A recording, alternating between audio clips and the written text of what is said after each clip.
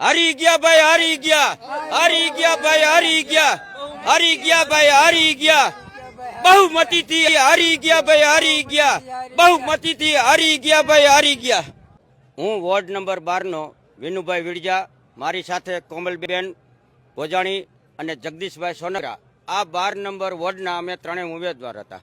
પણ મને ગર્વ થાય છે ખેલદિલીનો.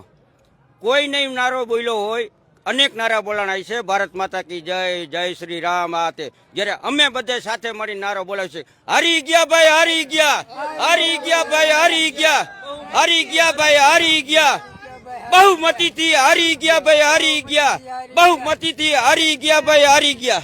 ચૂંટણીમાં આ વખતની આ ખેલદિલીને લઈને તમે શું કહેશો? ખેલદિલી આવી જ હોવી જોઈએ, પણ 52 દીધી છે એટલે એનો અર્થ એવો નથી કે પ્રજા સામું ન જોવું.